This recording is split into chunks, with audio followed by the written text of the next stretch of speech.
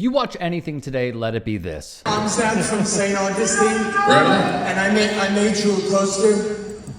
We met in 2018, I don't know if you remember me. It's good to see you again, Zach. Thank you so much. So I'm going through cancer, stage 4.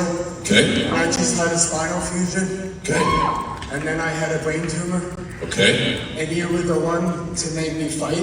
Okay. And next week I just found out I need more surgery, and I didn't get a chance to see you today. Okay. I wanted to know if I could hug you or see you. Absolutely.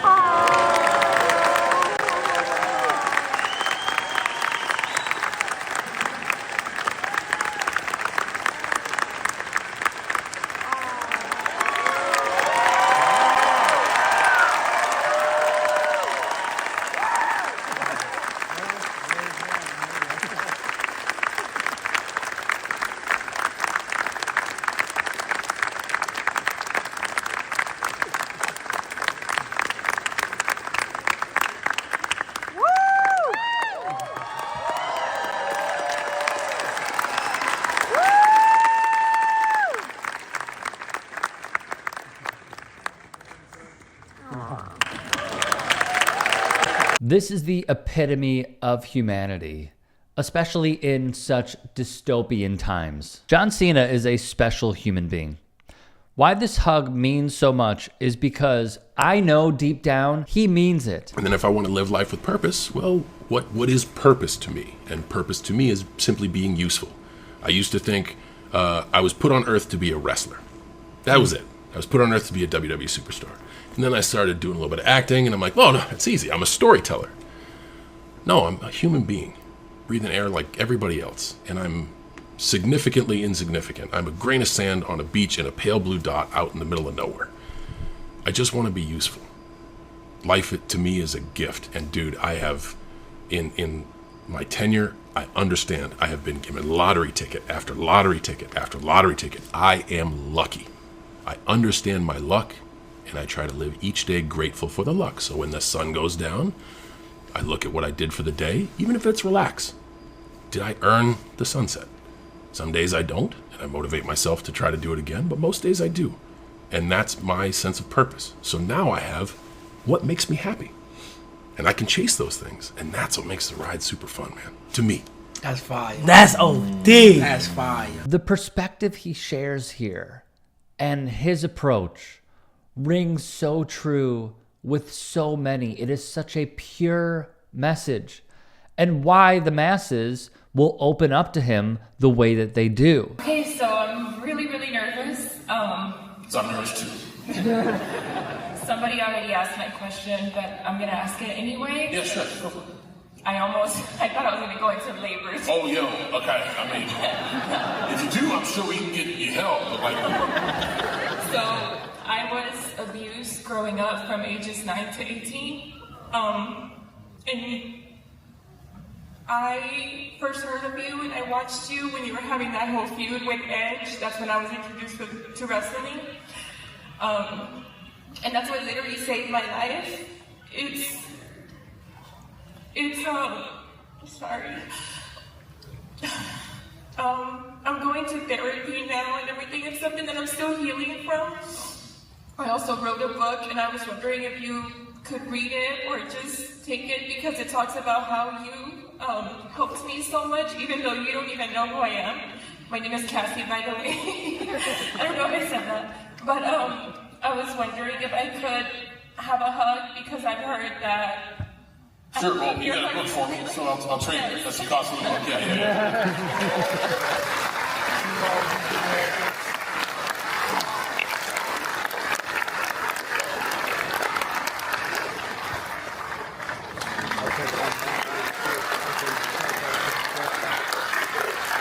Because as he has shown, he really, truly cares.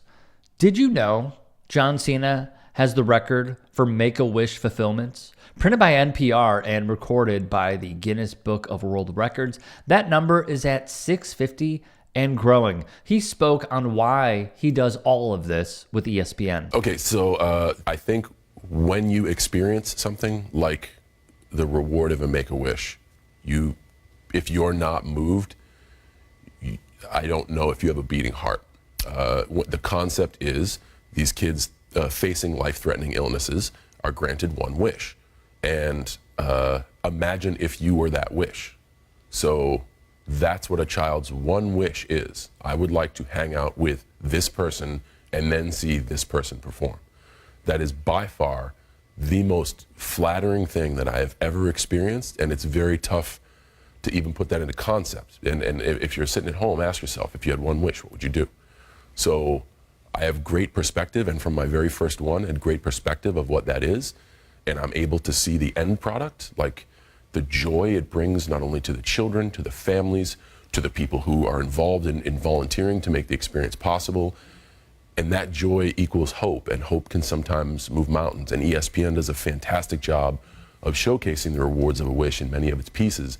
And you know, we go from comedy to talking about serious stuff, but that's very, very close to me because I see the direct effect. I think we all have causes that we stand up for, but I get to be at the end, and I see the direct effect that it has on people, and it's fantastic. It really is. To understand the commitment the foundation would add, John Cena is the most requested celebrity, and that no one, except for Cena, has ever granted more than 200 wishes in the foundation's history.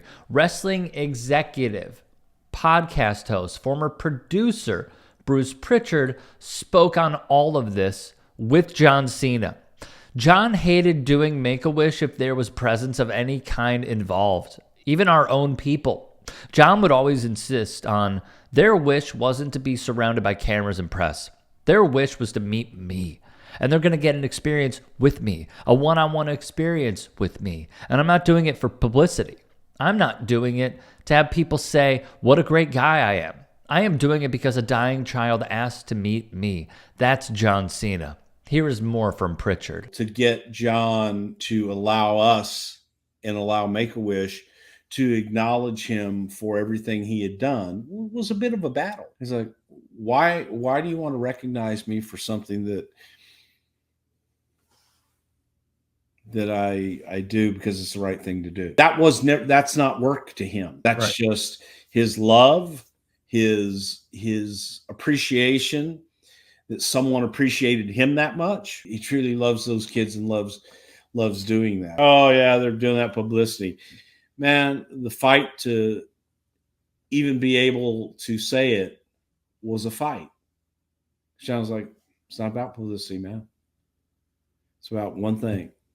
And it's about that kid, that day, that moment. As many times as John has looked at his schedule and say, hey, I've got 12 hours. I could make a flight, 4 hours someplace to go meet a child, spend a few hours with them, and then fly back 4 hours and do what I needed to do. Instead of saying, I'm going to sleep in, I'm going to train, I'm going to go eat at this restaurant or whatever. It's like, no, I'll make that work. Yeah. You don't hear about that stuff. Cena would also recall his first Make-A-Wish, which came in 2002, and he vowed to always be there. A direct quote, I said, if you ever need me for this ever, I don't care what I'm doing. I will drop what I'm doing and be involved because I think that's the coolest thing. Leslie Motter, president and CEO of Make-A-Wish, said, and I quote, his courage, resilience, and positivity are true motivators for so many of our Wish kids, and his motivational ways just continue to this day. If you want to do something and you feel it is within your talent, strengths, and gifts to put the effort forth to take the first step to do that, go for it.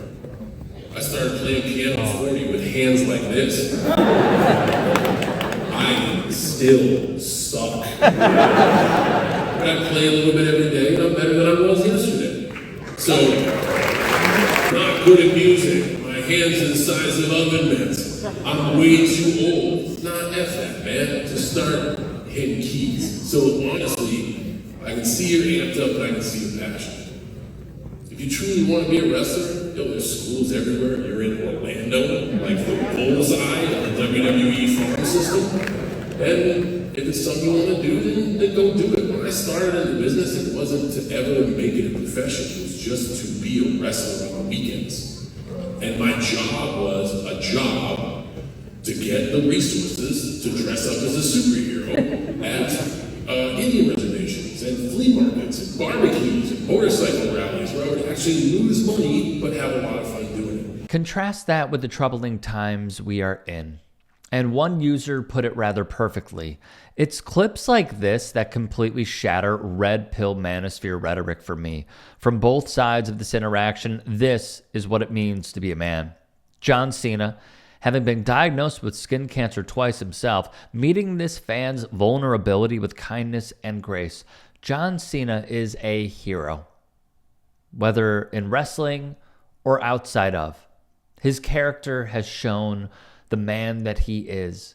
And I do agree, considering that so many people who look like me, maybe talk like me, they will be enthralled with stuff that will not only lean them right, but hard right. And we have seen the Louis Theroux documentary, along with countless other examples that, quite frankly, are nauseating to even list out at this point. This is the counter. This is the way that we bring it back. And this is just not only a full circle moment, but one that every single person, should strive to be. Because if we were more like John Cena in our mentality towards one another, we would really have a much better and healthier society.